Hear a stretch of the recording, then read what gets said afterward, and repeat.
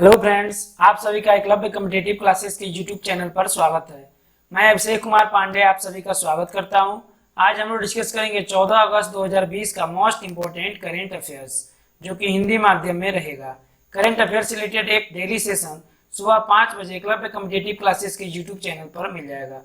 चलिए आज का फर्स्ट क्वेश्चन हम लोग देखते हैं। फर्स्ट क्वेश्चन है, एमएसएमई सक्षम पोर्टल किसने लॉन्च किया है? इसका सही आंसर है सिडबी। चलिए यहाँ एसबीआई की चर्चा हुई है। एसबीआई का एक ओवरव्यू हम लोग ले लेते हैं। एसबीआई का फुल फॉर्म है स्टेट बैंक ऑफ इंडिया। इसका मुख्यालय मुंबई में है और इसके वर्तमान में डायरेक्टर रजनीश कुमार हैं। चलिए यहाँ एडीबी की फुल फॉर्म हम लोग देख लेते हैं। एडीबी का फुल फॉर्म है एशियन डेवलपमेंट बैंक। इसका मुख्यालय फिलीपींस मनीला में है। चलिए एमएसएमई सक्षम पोर्टल का एक हम लोग ओवरव्यू ले लेते हैं। इसका फर्स्ट में हम लोग एक इमेज देख लेते हैं। ये सक्षम पोर्टल का शुभारंभ हुआ है। ये उसका होम पेज है, ये वेबसाइट है। इस वेबसाइट पे आप विजिट करके ये होम पेज प्राप्त कर सकते हैं। चलिए हम लोग एमएसएमई और सिडबी से रिलेटेड कुछ स्टैटिक फैक्ट्स देख लेते हैं। यह पोर्टल बेसिकली छोटे कारोबारियों को मदद करने के लिए उपलब्ध किया गया है। चलिए यहाँ पे एमएसएमई की चर्चा हुई है। एमएसएमई का फुल फॉर्म है micro small and medium enterprises. इसकी स्थापना 2007 में हुई थी और मुख्यालय नई दिल्ली में है। यहाँ सिडबी की चर्चा हुई है। सिडबी का फुल फॉर्म है small industries development bank of India. इसका स्थापना 1990 में हुई थी और इसका मुख्यालय लखनऊ में है, जो कि उत्तर प्रदेश राज्य में आता है। उत्तर प्रदेश से आप लोग एक चीज और कनेक्ट करके याद रख सकते हैं। उत्तर प्रदेश के वर्तमान में गवर्नर आनंदीबेन पटेल को हाल ही में मध्य प्रदेश का गवर्नर नियुक्त किया गया है और यहाँ के वर्तमान में मुख्यमंत्री योगी आदित्यनाथ हैं, जो कि बीजेपी पार्टी से हैं। चलिए नेक्स्ट क्वेश्चन हम लोग देखते हैं। नेक्स्ट क्वेश्चन है, किसने एनवी स्टेटस इंडिया 2020 रिपोर्ट जारी की है? इसका सही आंसर है एनएसओ। चलिए एनएसओ से जुड़े कुछ हम लोग स्टैटिक फैक्ट्स देख लेते हैं। उससे पहले यहाँ इसरो की चर्चा हुई है। इसरो का एक ओवरव्यू हम लोग ले लेते हैं। इसरो का फुल फॉर्म है इंडियन स्पेस रिसर्च ऑर्गेनाइजेशन। इसका मुख्यालय बेंगलुरु में है और इसके वर्तमान में डायरेक्टर हैं के सिवान। चलिए यहाँ एडीबी की चर्चा हुई है। एडीबी का फुल फॉर्म है एशियन डेवलपमेंट बैंक, जिसका मुख्यालय है फिलीपींस मनीला में। यहाँ आईएमओ की चर्चा हुई है। इसका फुल फॉर्म है इंटरनेशनल मैरीटाइम ऑर्गेनाइजेशन। चलिए एनएसओ से जुड़े कुछ स्टैटिक फैक्ट्स हम लोग आगे देख लेते हैं। एनएसओ का फुल फॉर्म है नेशनल स्टैटिस्टिकल ऑफिस और इसकी स्थापना 1996 में हुई थी। मुख्यालय लंदन, जो कि यूके में है। यूके का फुल फॉर्म है यूनाइटेड किंगडम। चलिए नेक्स्ट क्वेश्चन हम लोग देखते हैं। नेक्स्ट क्वेश्चन है, किसने transparent taxation honouring the honest नामक एक मंच की शुरुआत की है? इसका सही आंसर है नरेंद्र मोदी। ये वन लाइनर क्वेश्चन है, बस आप लोग ये याद रखिएगा। Transparent taxation honouring the honest नामक एक मंच की शुरुआत नरेंद्र मोदी के द्वारा हुई है। नरेंद्र मोदी जो कि भारत के प्रधानमंत्री हैं। यहाँ 3 और ऑप्शन की चर्चा हुई है, उसको हम लोग बारी बारी से देख लेते हैं। निर्मला सीतारमण जो कि भारत में कैबिनेट मंत्री में ये वित्त मंत्रालय संभाल रही हैं।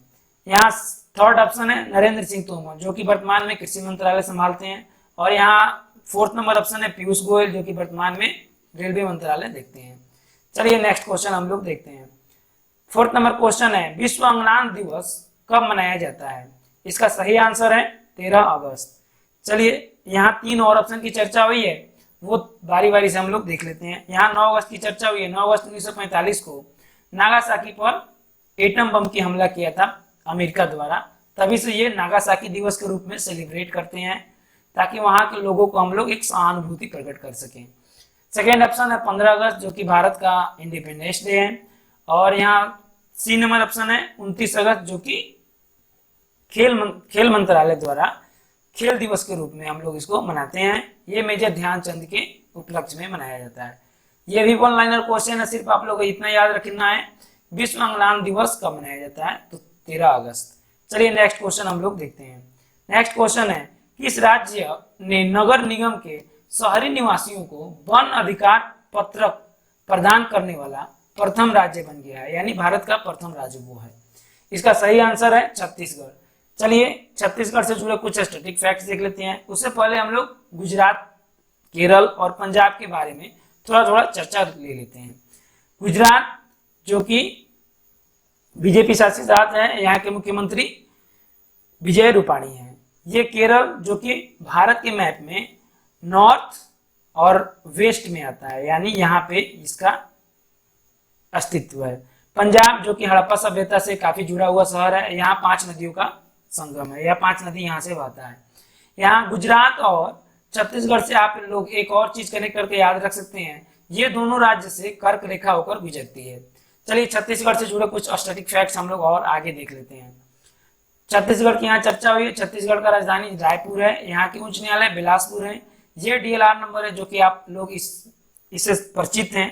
D for district, L for Lok Sabha seat, R for Rajya Sabha seat. ये तीनों 2-2 के पेयर में है, यानी डिस्ट्रिक्ट हो गए 27, लोकसभा सीट हो गए 11 और राज्यसभा सीट हो गए 5। यहाँ के मुख्यमंत्री भूपेश बघेल हैं जो कि कांग्रेस पार्टी से हैं, और यहाँ की गवर्नर अनुसुईया उके हैं जो कि एक फीमेल है।